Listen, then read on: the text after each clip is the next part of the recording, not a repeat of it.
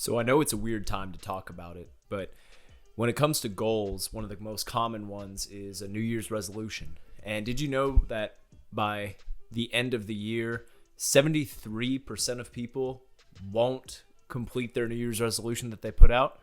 And of those, 43% of those will give up on it by February. And it kind of brings the question of, like, why? What happened? I think the main reason is that they couldn't really see the steps that were ahead of them to actually get to that goal. So that's what I want to talk about today. Jumbo, my friend, I'm glad you're here. It's raining where I am, but I hope that it's nicer weather for you. If it's not and you're just inside listening to this or in your car, I want you to just sit back, relax. We're going to talk about some of the reasons that perhaps you haven't completed your goals. Now, I harp on this a lot, but I really think it's key to kind of stretch out all of the details of what your goal is and look at each of those steps to see if you're actually getting there or actually on the right track to get the thing you actually want to do. Because the amount of people that I've been around that tend to say, oh, I have this goal and I'm working on this, and then nothing happens or they don't even take the starting step. It's ridiculous how many people do this. And I'm saying it's ridiculous because I have been guilty of that in the past. I've put out goals that I said I was going to start, and whether that's a video or whether that's some other project that I'm going to start doing, and then I just sit there and I don't. And I think it's because I'm a bit foggy, I'm a bit kind of like blinded to the actual steps that I need to take, and I don't really see what's in front of me. I don't really see how I'm going to get from this point all the way to this other point that feels like it's so far away. So I wanted to address some of the things that have been a bit of my downfalls in the past when it's come to some goals, and what I've really thought about when I've changed those. So I wanted to go through kind of 3 things with you and sort of clear them up a bit, if you will. But the first one I wanted to talk about is one of the reasons that you, and maybe not you, but maybe somebody else, tends to give up on their goal or seems to be blinded by their goals is because they didn't give themselves enough time to get there. Now, it really depends kind of what your goal is, I'm going to talk about all the goals in fitness because that's the industry that I am in and that's the world that I revolve my life around, but you can apply this any way to your situation. But if we're talking about fitness, let's talk about fitness goals, right? There's usually 2 types of goals that people have. They're either aesthetic type goals or they're physical goals, performance goals, right? So aesthetic goals would be that person who says, oh yeah, bro, I'm trying to get ready for the beach season. And then you see them work out for, I don't know, like a week before they have to go to the beach. And that's the only thing that they do for that. Or somebody, let's say performance-based. This is a common one because people want to get rid of joint pain, or some people like the idea that it's something measurable, like something they can stick to specific and really see that number change, that number result. And that's the thing that they bring joy out of versus just the aesthetic look of it. And that's all fine and great, but a lot of people tend to go into that and then they find that something hurts too much or they don't see as big of jump as they wanted to when they only give themselves like a couple weeks and they don't see any change and they feel like that they're more stressed out than they were before. The biggest bit of if you actually want some of these goals that you've set out for yourself, as long as they're high enough goals that you could achieve, you need to give yourself and that goal the time that it deserves. See, there's a reason that people have these fitness programs, and let's say like P90X is a good example. Not to hate on P90X, it was one of the first types of fitness programs I did, and yeah, I enjoyed it. But the big bit is that with these programs, P90X Insanity, a lot of like YouTube programs, whatever they might do, they give themselves 90 days. That's why it's called P90X, because it's usually 90 days of performance. And the reason they do that is because that's usually the minimum amount of time as far as aesthetic goals go, that people will really kind of see that change that they're actually looking for is 90 days. When it comes to performance, usually let's go to the side, not just the normal fitness instructor, but let's go more strength and conditioning coach, right? If you're someone who's a strength and conditioning coach, you're usually not going to measure a difference in an athlete's performance based off of like 4 days later. It's not that you started them at Monday and boom, magically Friday is here and they're different. It's not that way. It's usually 4 weeks is the minimum that I would give before I would retest anybody, because your body needs time to adapt to these things. And if you try to crunch it into this short period of time that's all completely stress, you're probably just going to be stressed at the end because you didn't give yourself for that goal enough time. Quick sip of water. This is your reminder to hydrate if you haven't.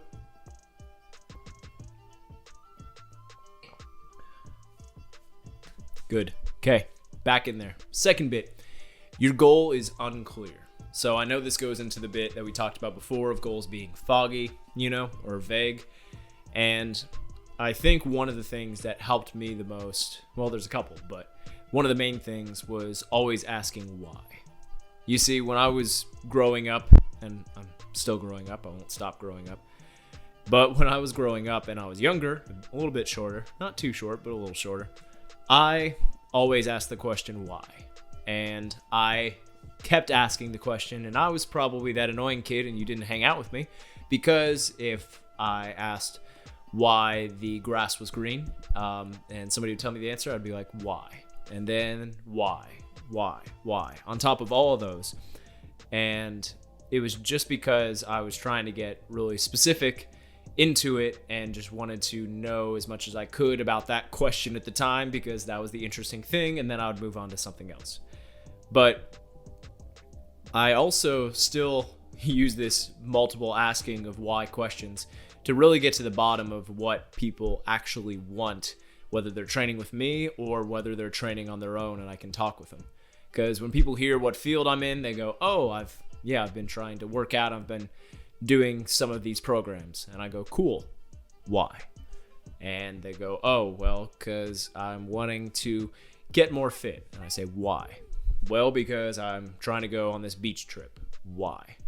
And I keep going like that, and it sounds annoying, but it has a point, because I'm trying to get as specific on that goal as I can, because you really need to find that background reason of why you actually do what you do. For example, my fitness goal is I'm trying to run the Boston Marathon. To do that, I'm wanting to qualify for it. I know I could raise money for charity. There's no hate against charity. I've done that before.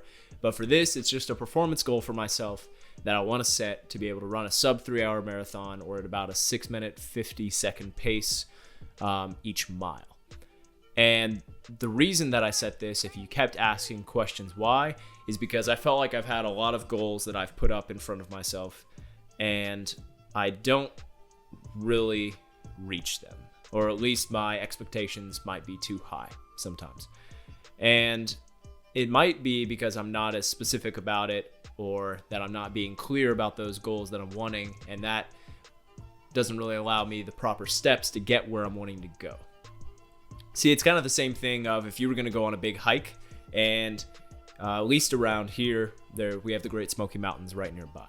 And if you go on one of those hikes, sometimes you can see the trail going ahead for half a mile, if it's a nice straight trail going up.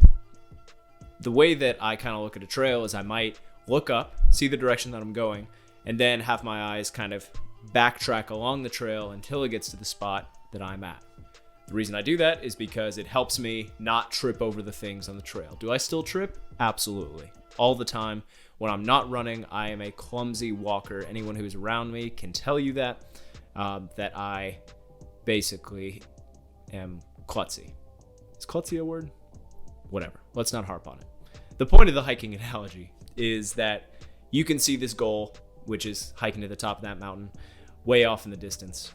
And what you have to do is you have to track your way back, seeing the obstacles that are in the way and knowing the steps that you need to take to get around or over those obstacles in order to get to the place that you are trying to get to. Being clear and being specific about that will kind of help out that situation as far as it goes to actual goal setting and not just saying it. The third bit I hear a lot, and this is true, and it applies to all of us, is that it's too difficult. Or I thought I could set out this goal, and I put this one in here, and it's too difficult. Well, my response to that is, you're damn right it's difficult. It should be something difficult. It shouldn't be something that's, easy as going out the front door, or, I walked 20 steps today. Now, depending on your situation, that might be a big thing, but for most of us, that's something that is simple, And if you're setting some goal, it shouldn't be simple. You know why? Because it's something new. It's something different that you haven't done before, but by learning how to do it, it makes you a better person. See, we tend to not really have some of these difficult goals and difficult tasks that are set in our life because perhaps you're somebody who has grown up and gotten out of school and you're just working your 9-to-5 job, and it really doesn't challenge you that much. You're just doing the work that you need to for your boss, and that's really it. Do you remember when you were in school? Remember when you were in college, elementary school, middle school, high school, And when you were doing any of those, teachers would throw tasks at you that you needed to complete. Otherwise, you wouldn't pass those classes. And by doing that, it was something that was new. It was something that was different. And now you don't really have those types of challenges because you don't really have somebody telling you what to do all the time. Is it great? Yeah. I mean, there's parts of it that are great. I'm not wanting to go back through high school again. Absolutely not. But the big bit about it is that you're not really being challenged the same way. You're not having these new things thrown at you, so you need to make a challenge that is difficult enough. And why does it need to be difficult? Because yes, and sometimes in your mind you're like, I wish I had an easy life. But you know what? An easy life is one of the most boring things I could think of. I don't want to hear a story about Rich McRichface, right? Who was born into money. He had this money. He did some schooling. He got into a school because his dad knew somebody. And now he just has money to blow.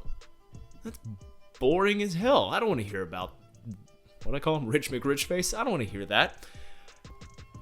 Look, the main point is that in our lives, we're going to stress anyway. We're going to have these things that stress our life. The only difference that I'm making, which I hope you'd make on your own, is that in this way, I can choose my stress. I used to think meditation was a weird kind of like yogi thing that I couldn't really understand. And now I've realized it's mostly just having some time to sit quietly and think your thoughts without any distractions. If you look at it that way, it's you choosing when you actually stress and when you shut everything off. And that's the same way with exercise. I'm choosing to have that be my stressful point and that be my tough time to adapt to everything else in my life. And I think you are going to stress anyways, but in this scenario, it's not just randomly happening to you, or it's not random stress, or it's not all the random joint pain, or the random frustrations, or even mental health. Let's talk about that. We won't harp on it, but how some of these exercise goals, actually fulfilling those and working towards those, can help your mental health as well. And that's kind of the bit I want to wrap up on, is that your goals might be foggy. You might have not hit your New Year's resolution. Maybe you didn't give yourself enough time. Maybe your goal wasn't really that clear. It was way too vague and you didn't ask why. Or maybe you said, it's just too difficult. I don't want to worry about that. If it's important enough to you, you'll find a way to make it happen. I despise that cheesy phrase, but it really is true. And your goals can change around. There's no rule against that. But just remember, you need to make sure that if it's your goal that you really want, yes, it's going to be tough, but give it time. Put some steps into it, clear steps, and know that, yes, it's sometimes difficult, but it'll be worth it. Appreciate you being here. Again, I'm Coach Zoe, or the Coach Zoe you know. Feel free to message me if you have any questions. And always remember, take chances, make mistakes, and know that when it's difficult, there are times when it's not going to be, and where the work that you put in will be the example for what you get out of a situation. Talk to you soon, my friend.